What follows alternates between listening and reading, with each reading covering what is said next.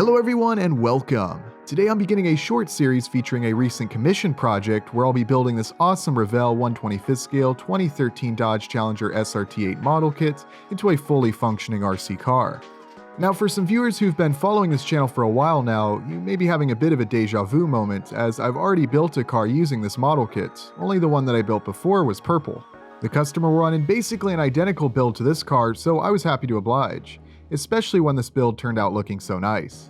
Not only does the exterior look great, but it's also got an interior and engine bay, making this an all-around really cool looking car that's also fun to drive. If you'd like to check out this build, I'll be sure to put a link to that video below in the description. For those thinking this series is going to be a bore as I've already built a basically identical car, well maybe, but there's a bit more to it than that. You see, being a repeat of a build that I've done already, I thought this build would be an interesting opportunity to improve upon the purple Challenger that I built previously. This one turned out great, but I know I can build this one even better. There's now a benchmark for this build that I want to exceed with more details and some custom parts.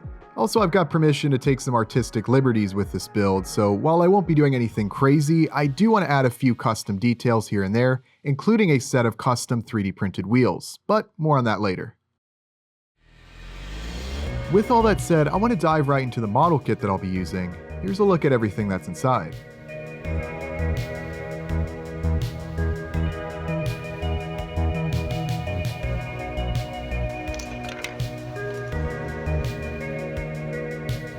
It's a bit different than the usual kits that I use since all of the parts included with this kit are molded in color. This Challenger has some great detail including stripes and emblems.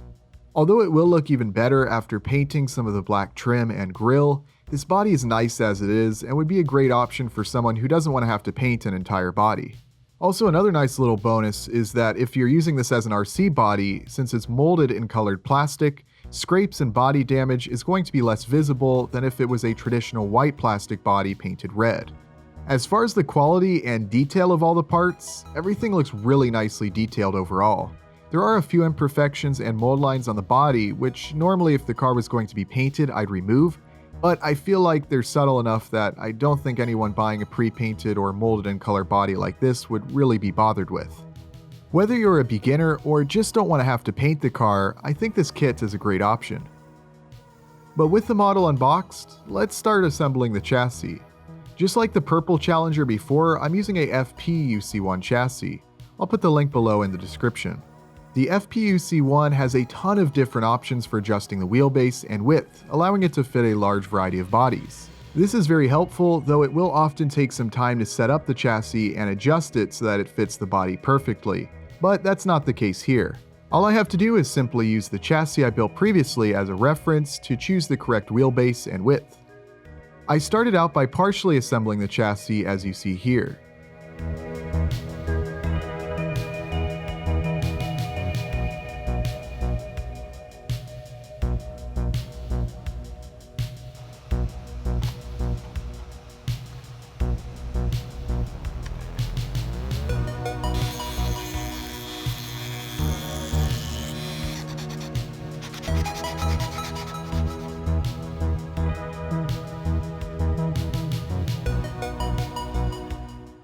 Before continuing, I decided to give the chassis a quick coat of matte black paint.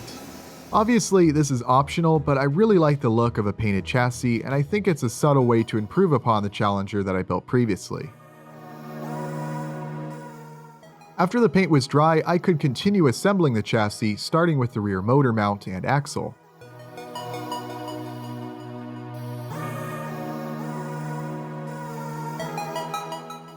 Once that was complete, I moved on to installing the servo and assembling the front end.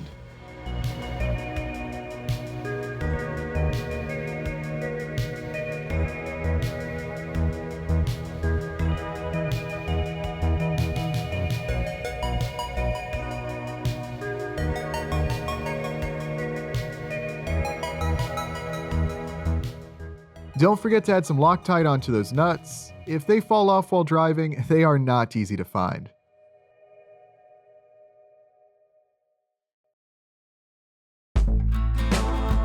The chassis is taking shape, but it's time to install the remaining electronics. Yet another familiar sight for longtime viewers will be this Goul RC transmitter. If you just need a basic 3-channel transmitter, I've found this one to be a nice option.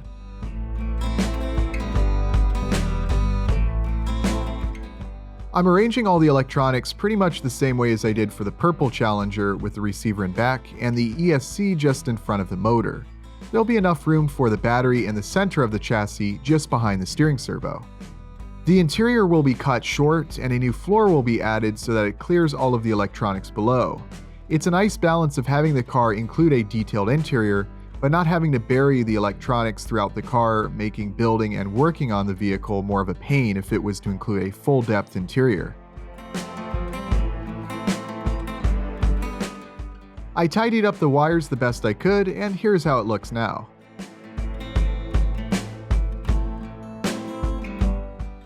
I plugged in a battery and did a quick test to make sure everything was working correctly.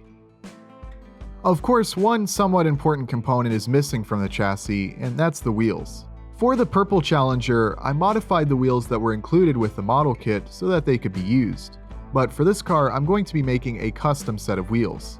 This is for a few reasons, one being I simply thought it would be cool to have something other than the OEM style ones that were included with the kit. But also I can design more conventional RC wheels that can be easily removed and mounted to the car.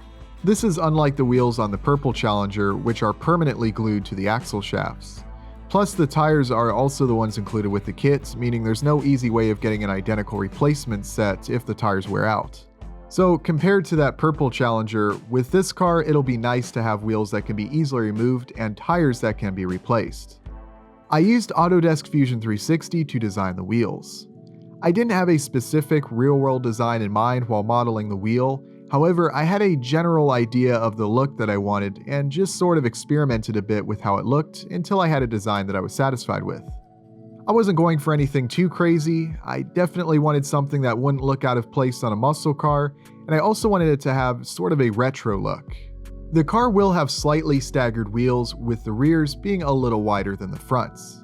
I really like the look of staggered wheels, and I think it's going to look pretty sick on this car. Finally, I designed a brake rotor that will be glued to the wheel. After some time spent messing with the design, this was the final result. I was very pleased with how it looked, so I printed them using an SLA 3D printer. Here's a look at the result.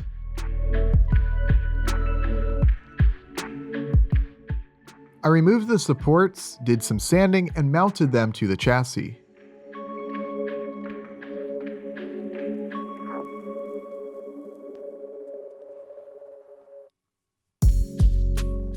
I adjusted the wheel mount so that the wheels are the correct width for this body. I don't want them to be sticking too far out or have them too far in. I will be painting the wheels chrome, but already they look pretty sick, and I think they match well with this Challenger body. This build is off to a great start, and I'm looking forward to continuing with this project. In the next video, I'll be getting these wheels painted and mounting the body to the chassis, so be sure to stay tuned for that. But that's going to be all for this video. I want to thank you all very much for watching, and I will see you next time.